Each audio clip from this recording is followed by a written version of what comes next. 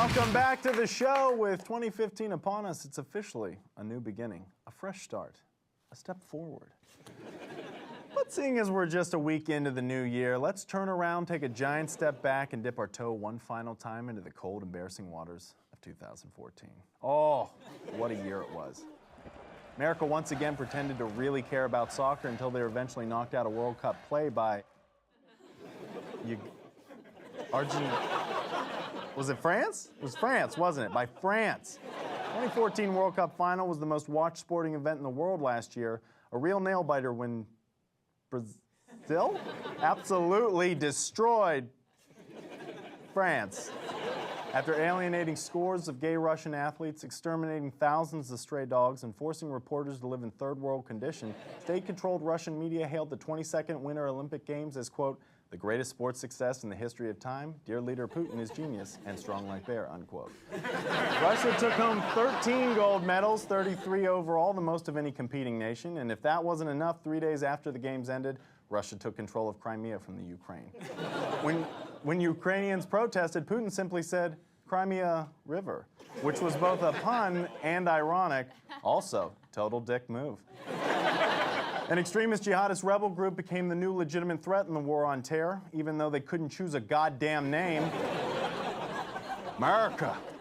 The media's reporting of Ebola wiped out half the world's population, exhausting an estimated 3.6 billion people. It was the most deadly pandemic in the history of news, lasting 4 grueling weeks, but was ultimately killed when an even deadlier news story presented itself. The midterm elections. Oh, you gotta watch out. You gotta watch out for those midterm elections.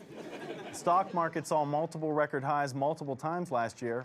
First it was a bull market, then it was a bear market, then it was a bullish bear, then the bull in the woods, which totally pissed off the bear. I pretty much tuned out after that. But in the end, Cromnibus fixed everything, I think. I'll be honest, I don't even know what Cromnibus means. Cromnibus. Last year was a pretty big deal for the tech industry. Amazon released a phone they couldn't give away, and also a plastic cylinder that serves absolutely no purpose. The Amazon Echo hears every word you say in your home because apparently the government wasn't satisfied merely knowing every word you say on your phone. It's available by invitation only for $199. Speaking of expensive, completely useless pieces of shit, Apple finally unveiled their much-anticipated watch. Woo! No, I'm not going to get it. Little John's Turn Down for What was one of the most popular songs of 2014, an anthem, one might say, despite having only 11 unique words throughout the entire song. Not a joke. Let's count. Fire up loud, another round of shots turned down for what? Then he just repeats the same line over and over again for 3.5 minutes, kind of like Bill Belichick at a press conference.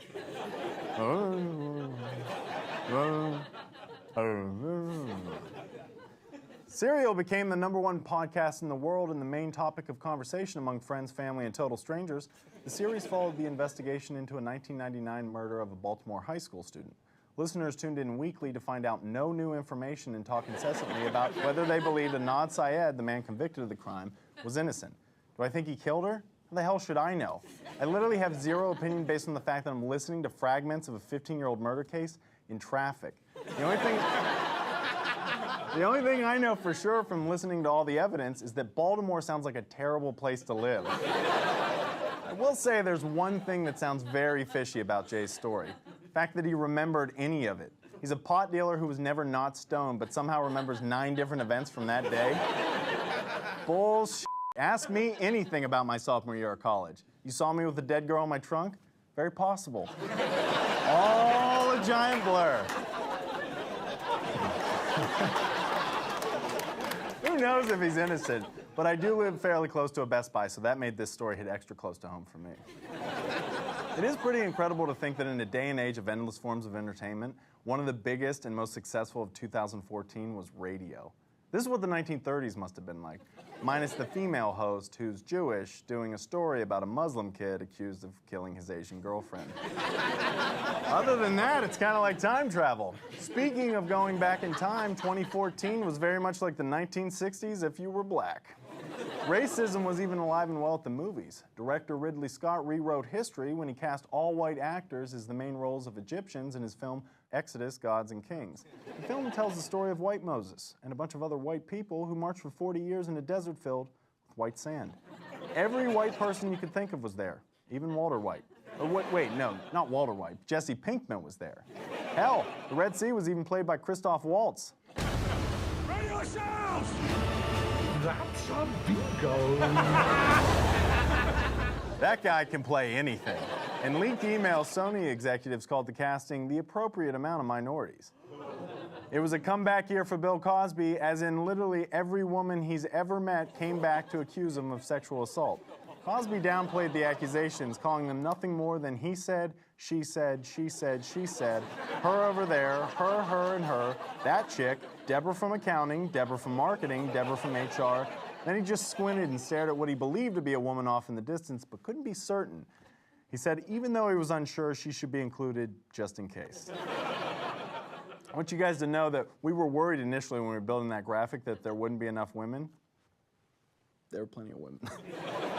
And finally, last year, Kim Kardashian's ass broke the internet, and then I broke everything in sight when I found out how much money she made from her game. $40 million. It's not even a game. All you do is read.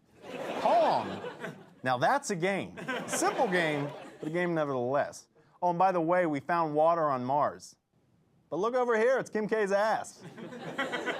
We're so f***ed. We'll be right back. You've been a producer in Hollywood for a long time. I guess just how the business has changed. It's the worst. All they make now is this rugrat. They used to make pictures. Yeah. Now they make comic books.